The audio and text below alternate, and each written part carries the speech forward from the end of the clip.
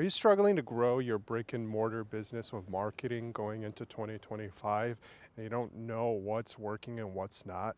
Well, you're going to have to listen to this video because a couple things are going to play out drastically, and a lot of it has to do with AI.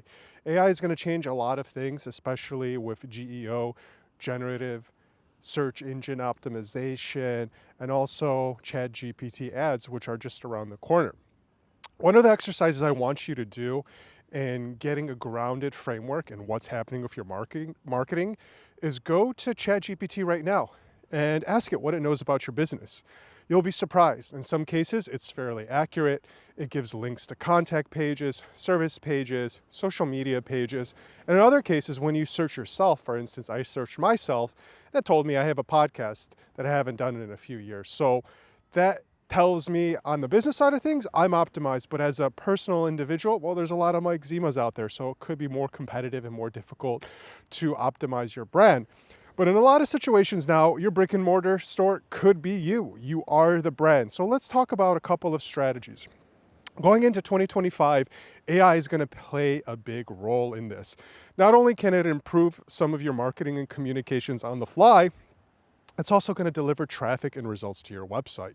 So if you're not in line with these tips I'm going to give you, it's going to be harder for people to find you on AI search engines because that's going to be the new trend.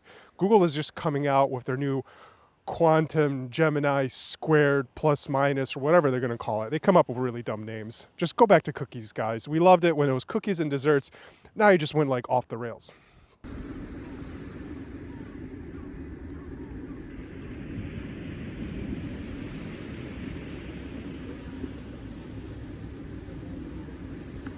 What you have to do to really promote your business is follow these online strategies. So the really, really low-hanging fruit, even here, a lot of businesses in Spain don't have a Google My Business. You can't even find it. And a lot of the time, even if you have a Google My Business, you're not posting it correctly. You're putting the dot like half a mile away from your business. So you have to be really careful in what your listing looks like. Make sure you look at it. And sometimes Google goes crazy. Sometimes it moves the location of the front or the back entrance. So you really have to make sure that street view is accurate and reflective of your business.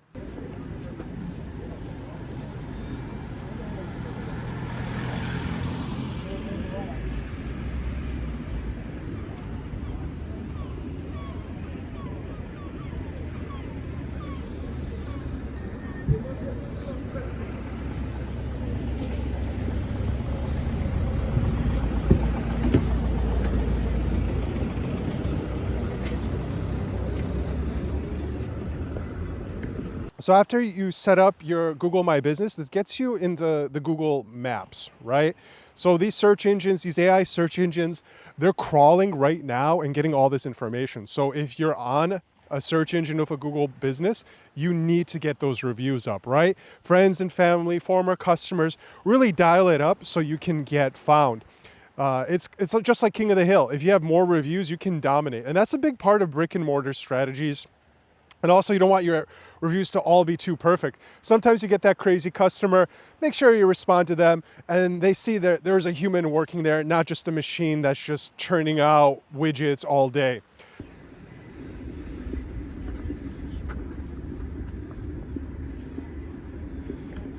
Local SEO optimization, I think, is a big factor here. Maps are important. You can get found on maps through Google Ads, and also local SEO optimization. That's why the reviews really help. Make sure your technical aspects are set up. Sometimes you'll set up your Google My Business, but you won't put your website in there. Now, one of the things we've been doing a lot in 2024 is map ads, local 3-pack ads.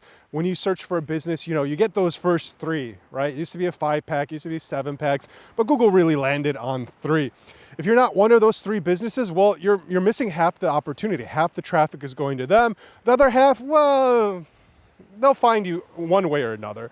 So make sure you're at least doing some coverage on Google Ads.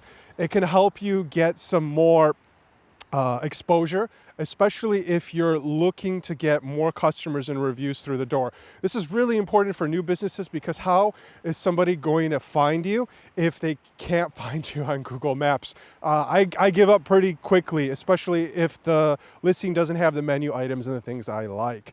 So offline strategies, I think this is important too. I've seen a really good vendor here who has their own chain of cafes, and a lot of it is just convenience, quick, easy, friendly.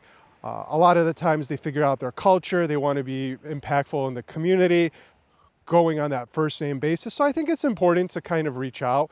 Not everybody wants that personalization or that customer service. Sometimes especially during the holiday season, customers may be a little thrown off by it. You know, people are a little grumpy and they don't want to be driving to get holiday gifts right now. You know, I'm in holiday mode. What can I say? So if you offer that personalizations and you have that engagement, you know, you have to also embrace traditional marketing. You don't need that much traffic for a brick and mortar. You don't need that much footfall, as they would say in the UK, or you don't need that much foot traffic. You can focus on looking at other businesses that might complement you.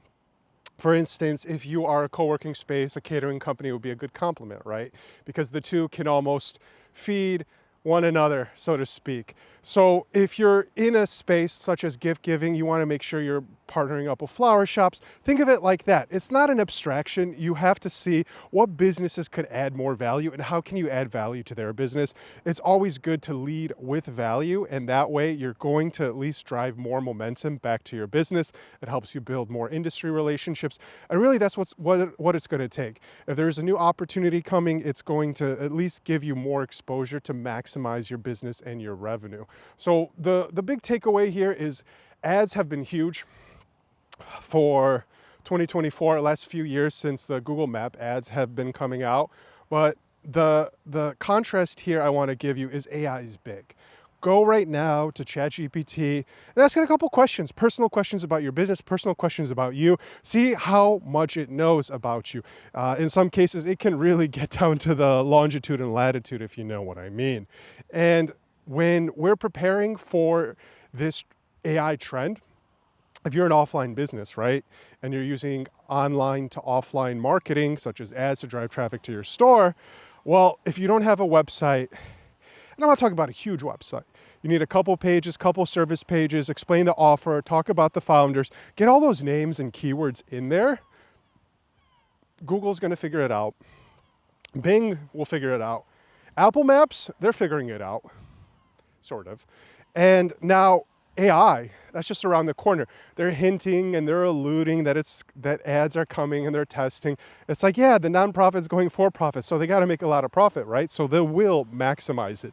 And what's cool about ChatGPT Ads is you're going to have a different level of how you can communicate and interact with a customer, right? In marketing, we would call it branding and awareness, conversion, funnels. It's a different step that you have in a cycle. All the decisions that you make, you will be able to introduce your business in that decision making. If somebody's looking for a recipe for pad thai, you can fit your ad in there and be like, hey, you can just go over here and get some pad thai. I think it's really good.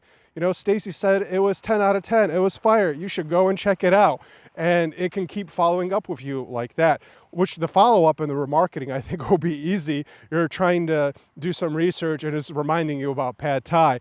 I don't know what that experience is going to look like, but you can see how there's almost going to be contextual as some of the technologists in the last 10, 15 years have been saying, oh, voice is big, voice is going to come. Well, voice is here now.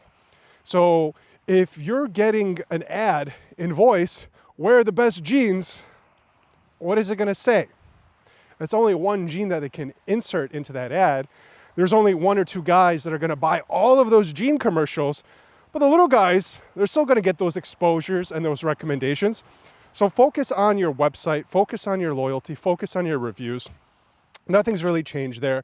It's the one you have to stress over and over and over to get the best kind of results you can for your business. Now, one thing I want to leave you with, and I'm going to remind you for the last time, ChatGPT your business and see what it tells you, and post it down here in the comments and tell me if it's accurate or not. I'd love to learn what AI thinks about your business, and really we can dissect this together so we can see what the best practices are to end up on AI and get recommended by AI. Because I bet you, if you check your Google Analytics, if you have it set up correctly, that AI is actually bringing traffic to your website right now.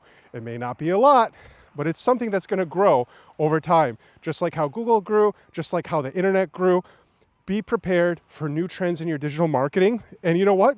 It might actually get a lot easier from here on out, but it's going to get a lot harder if you don't have the basics set up. So thanks for watching, and I'll talk to you soon.